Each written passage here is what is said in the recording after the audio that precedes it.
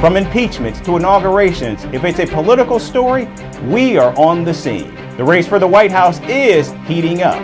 Kamala, you're fired! I say, bring it on. If it's breaking news, we're live with the latest coverage. From the White House, the State Department, and Capitol Hill, we know the issues, but above all, we know the players to bring you the latest in-depth analysis on all the key stories that we're covering. I'm Eric Ham. Join me from Washington here on Firstpost America.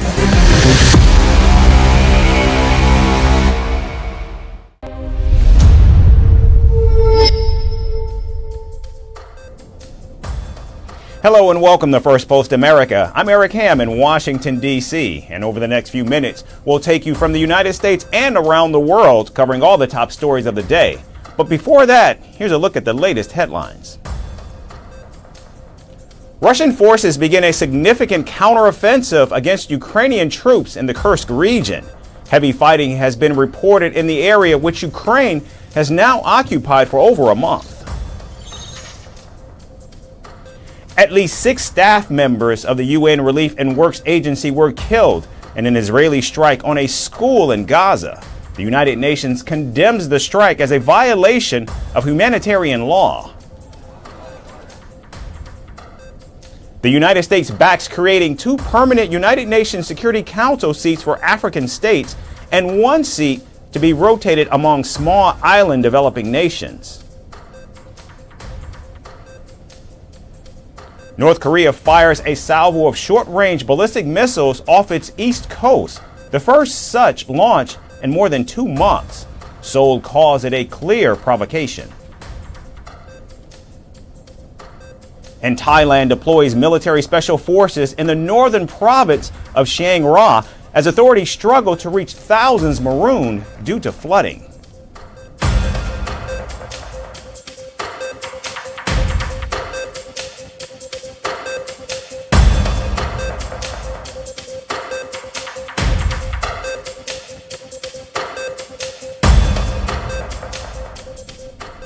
We begin in the United States. President Joe Biden was photographed wearing a baseball cap that said Trump 2024 during a 9/11 memorial in Shanksville, Pennsylvania on Wednesday. This after he was dared to put on the former President Donald Trump's signature red cap as he attended the commemorative event with Vice President Kamala Harris. The video has gone viral on social media, sending political watchers into a frenzy. Several users on social media platform X found President Biden's photo funny and said this will be the most iconic image of his presidency. Many of them even joked, saying that the commander-in-chief hates Kamala Harris and is a secret Trump supporter.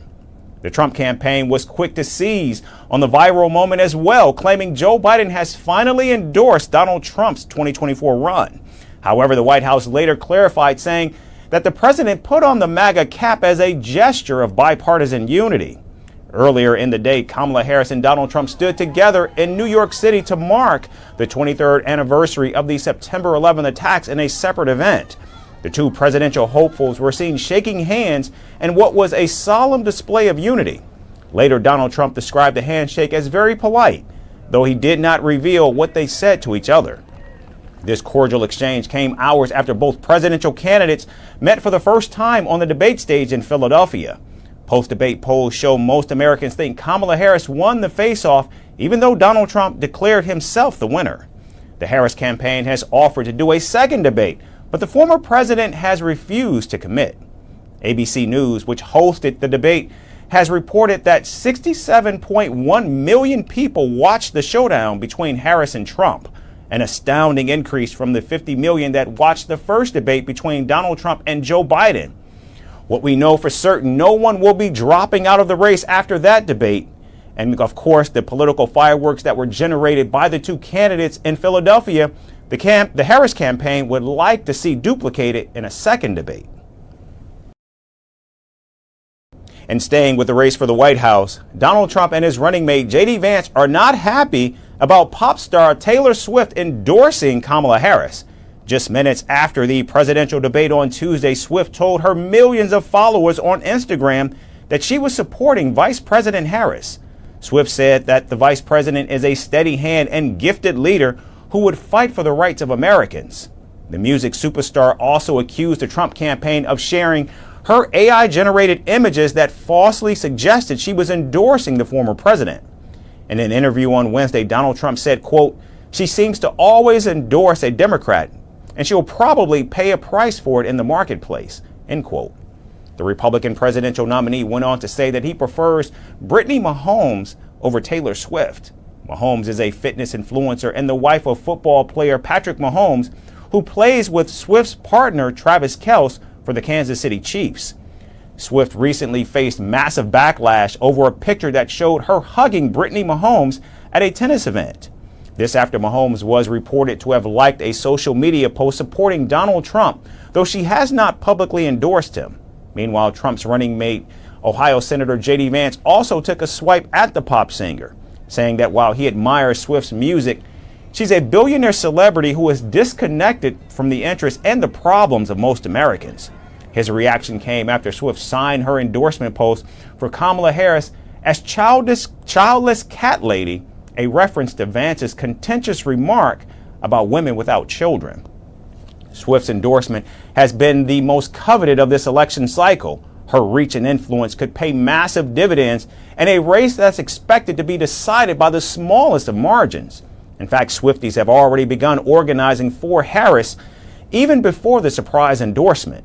Now, onlookers will be watching to see if Swift herself will do more on behalf of the Harris campaign to help the candidate make history. And now moving to the war in Europe, U.S. Secretary of State Antony Blinken has given his strongest hint yet that Washington could soon lift its restrictions on Ukraine using long-range weapons supplied by the West on key military targets inside Russia. Secretary Blinken signaled that a major decision was on the horizon as he, along with Britain's Foreign Secretary David Lammy, met Ukraine's President Volodymyr Zelensky in Kyiv.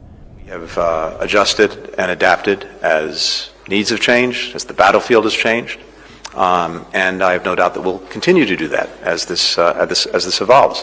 We have provided, as you know, extraordinary support to Ukraine over these more than 2 years. Not just training, not just money, but among our most sophisticated weapon systems. Again, tied to what their needs are, tied to what can make them most effective. Washington's move comes as Russia is reportedly being bolstered by ballistic missiles from Iran. Pentagon spokesperson Major General Patrick Ryder confirmed reports of Iranian missiles being delivered to Russia, cautioning that they could be used within weeks against Ukraine. The U.S. has also planned to impose further sanctions on Iran for supplying short-range ballistic missiles to Russia.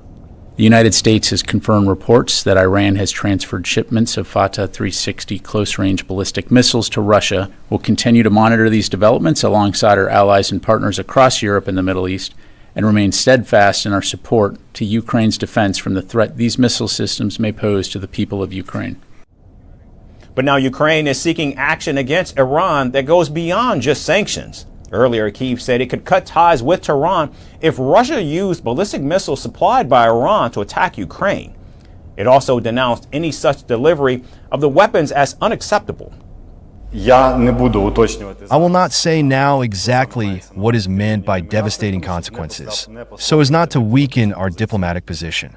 But I can say that all options, including the one you mentioned, cutting diplomatic relations with Iran, are on the table. If this transfer indeed happened, and if the fact of usage gets recorded, and believe me, it will become public once it has happened, then there will be consequences. For months now, Ukraine has been urging the West to permit strikes beyond occupied territories and hit Russia directly. But Washington has expressed concern about the risk of escalation. Now, to wage his war of aggression on Ukraine, Putin is also relying increasingly on help from Iran and the DPRK. In these instances, to get actual weapons in clear violation of multiple UN Security Council resolutions. Now, Tehran has long supplied deadly drones. It's built a drone factory in Russia. It's trained Russian personnel on how to operate them. For some time, the United States has warned of an additional threat, the provision by Iran of ballistic missiles to Russia for use in Ukraine.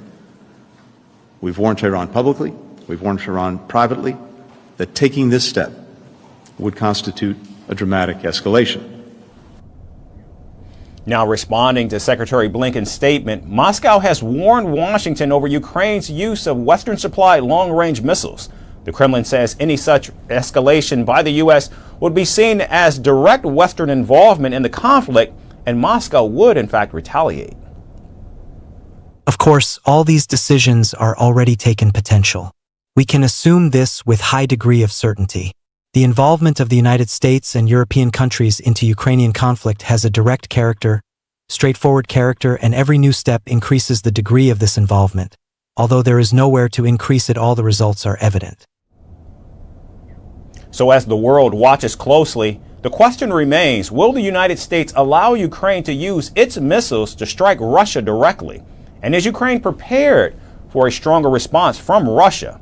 What is certain is that any escalation from either side would open a new chapter in the two-year-long war raging in the heart of Europe. And in South America, tensions erupted in the capital of Buenos Aires as pensioners and protesters clashed with riot police outside Argentina's Congress. At the heart of the chaos is a controversial veto by President Javier Milei blocking a pension increase designed to help those struggling under the country's crippling inflation. Lawmakers fell short of overturning the veto, sparking a wave of anger and protest from those who say austerity is crushing the nation's most vulnerable. The issue has turned the streets of Buenos Aires into a battleground. Here's our report with more.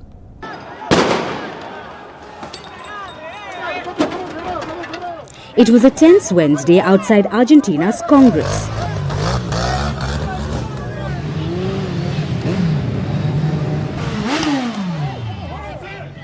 As lawmakers inside debated the future of pension increases, hundreds gathered in the streets with palpable anger.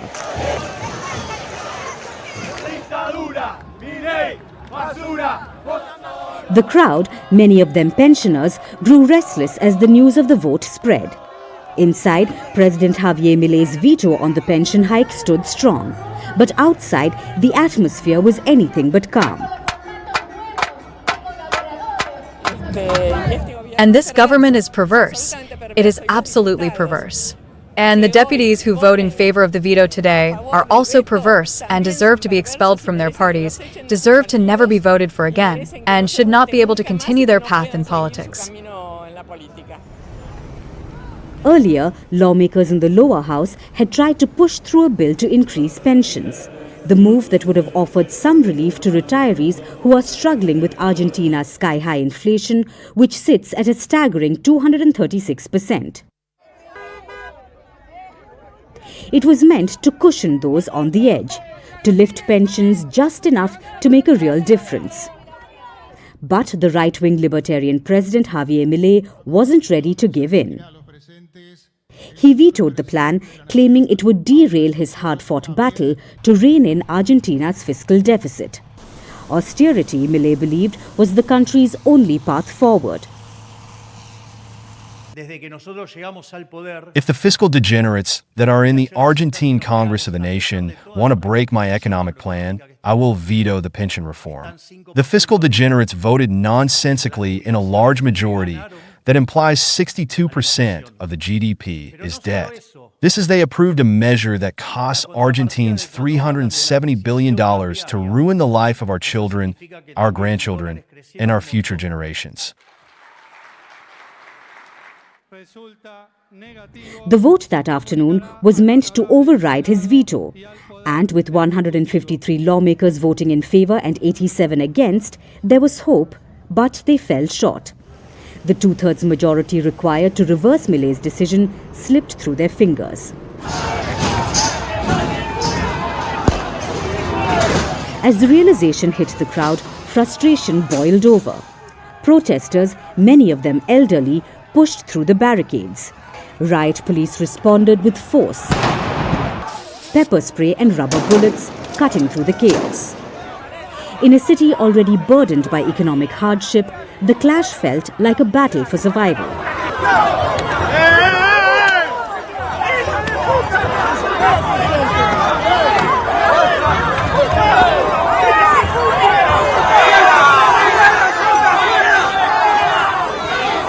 I swear, I don't know how to make the money work at the end of the month. I get paid in a few days, and in about 10 days, goodbye to the money because I get the minimum pension. I am a retiree, and the money is not enough for anything. I buy 2 kilos of meat and 2 kilos of bread, and the money spent. 2 kilos of meat and 2 kilos of bread, and the money is gone, and they make 10 million, about $10,000 per month. Give me a break, this is not fair. But inside Congress, Milei and his allies remained steadfast. We cannot spend what we don't have, argued Juliana Santillan, one of the president's supporters. For them, fiscal responsibility came first, even at the cost of the most vulnerable. But for others, like centrist lawmaker Rodrigo de Loredo, the modest pension hike, which was equivalent to the cost of a dozen empanadas, was the least they could offer. Milei, unfazed by the opposition, took to X, hailing the outcome as a victory. 87 heroes stopped the fiscal degenerates, he wrote, casting his opponents as villains of the state budget. His words only fueled the anger outside, where protesters continued their stand against the austerity measures.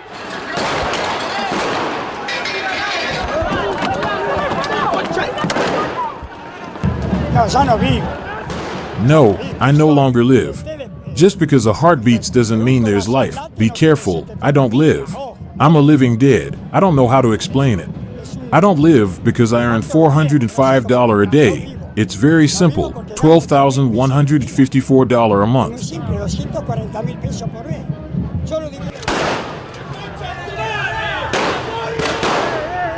As the dust settled, the reality of Argentina's deep divisions became clear. On one side, a government committed to austerity, determined to slash spending and bring inflation under control. On the other, a population worn down by decades of economic crisis, struggling to make ends meet. The vote, the protests, the clashes, it all signaled more than just a battle over pensions.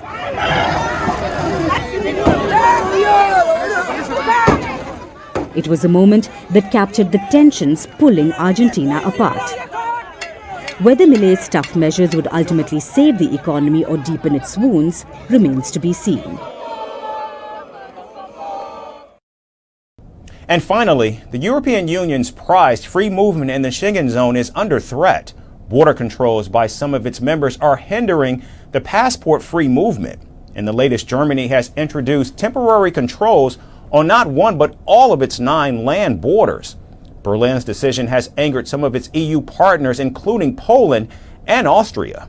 While Germany says its decision is aimed at curbing illegal migration, Poland and Austria call it unfair and a contravention of the European law.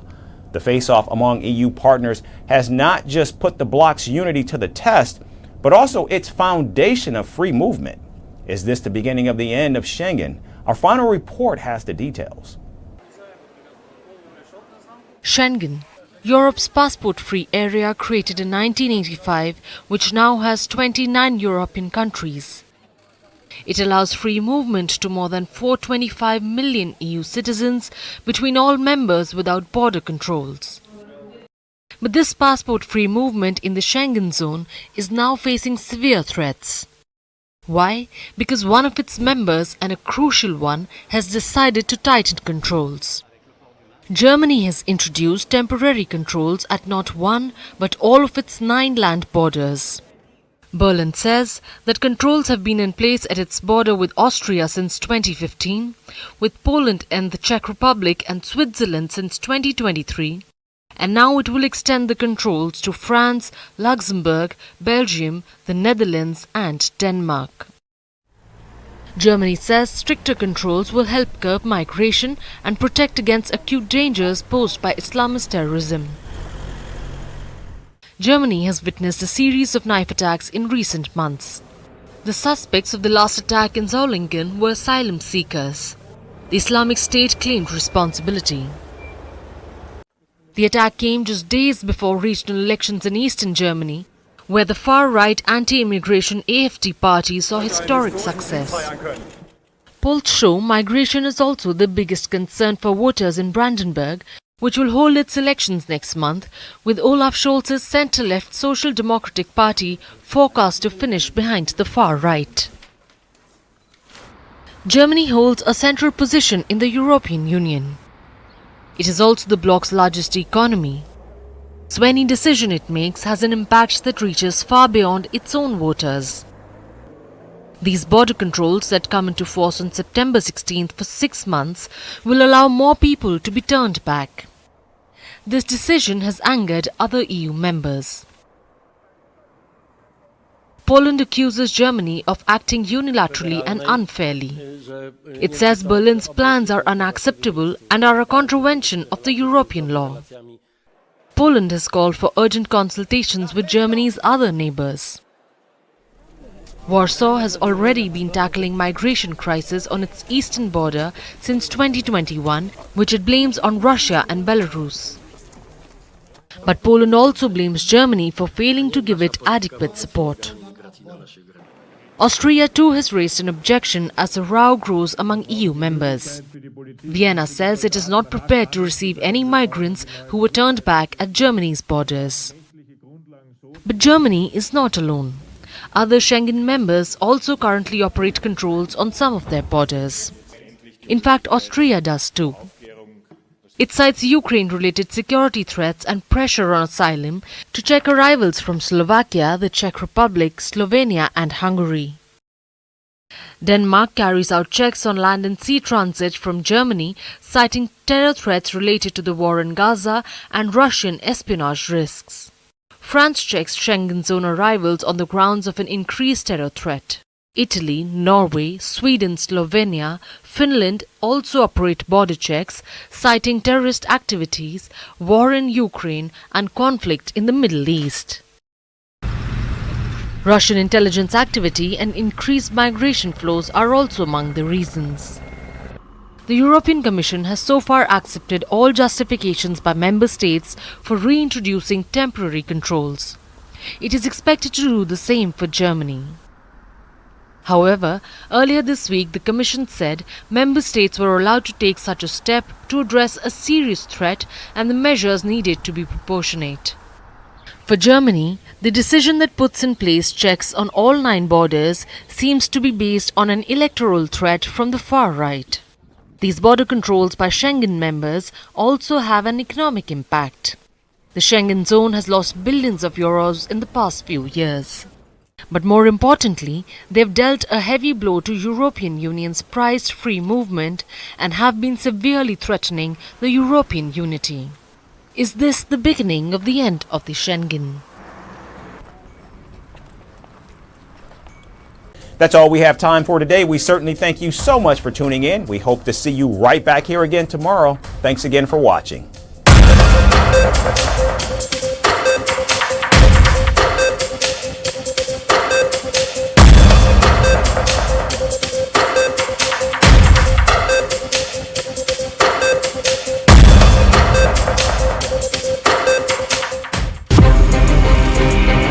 From impeachments to inaugurations, if it's a political story, we are on the scene. The race for the White House is heating up.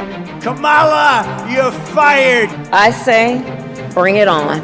If it's breaking news, we're live with the latest coverage. From the White House, the State Department, and Capitol Hill, we know the issues, but above all, we know the players to bring you the latest in-depth analysis on all the key stories that we're covering. I'm Eric Ham. Join me from Washington here on Firstpost America.